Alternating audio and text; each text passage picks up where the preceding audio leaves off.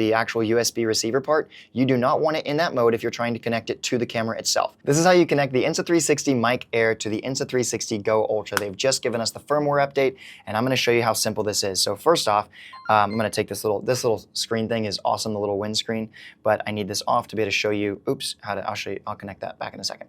So you swipe down, and then we're going to go over twice, or no, once. I think it's once, yeah. So there we go. We're going right here to the Bluetooth controls. Let me go ahead and turn that little light off so we're not messing you up. Bluetooth controls, we're going to tap on Bluetooth, and it's going to start searching. And literally, all I have to do is turn this guy on, all right? I'm going to hold the button down, so it's going to go into pairing mode, all right? It is now in pairing mode, and now it is connected. Now that partly happened because I had already connected the mic before, but now you can see the audio coming straight through there, and it's solid.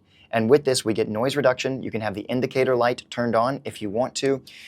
It's got the device information. I can delete the device or disconnect. So watch this. I'm going to go ahead and delete the device just to show you, okay? Now we're going to try and repair, all right? And I don't think it's going to show up right now because the mic is not in pairing mode. And what you need to know about these mics is they have two different modes. If I double tap this right now, bink, bink, it's going to go green or teal, right? You can kind of tell that that's teal. That means that it's in the Wi-Fi pairing mode, and it is looking for the dongle, the actual USB receiver part. You do not want it in that mode if you're trying to connect it to the camera itself. So I'm going to double press this button right here, 1, 2, and that's going to switch it to the Bluetooth pairing mode. You have to go ahead and set it in the correct mode before you turn it off and turn it back on, and then you're going to put it into pairing. So I'm going to hold this button down, which is going to turn the mic off, all right?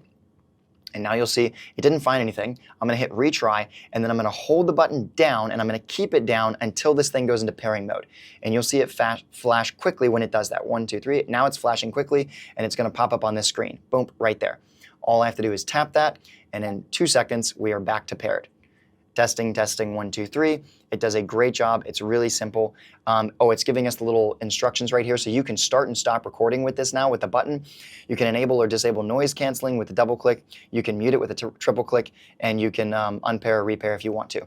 And now we're good to go. So now I have the Insta360 Mic Air, a wireless mic connected to this camera, and if I press this little button right here, it's going to start recording just like that. Boom. Or I could stop it. Boom. And if I want to go into the mute mode, I just go 1, 2, 3, and now there should be no audio coming through, and it is not. And the light is now red on the device. See that? Bink. So then 1, 2, 3, and it is unmuted, and we now have audio again. How freaking cool is that? So let me know if you have any questions. My goal is to give you the information you need on the stuff that you want so you can make the better buy.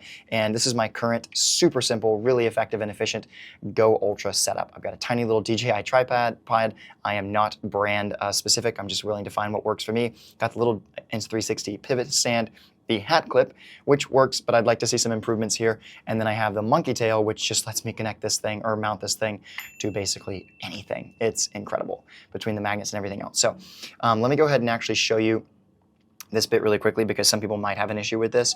The little mic wind muff does come off, and it can be a little tedious to get back on. So all you do is you pull, what I do is I fold all of this down so that the hair is out of the way. See that right there?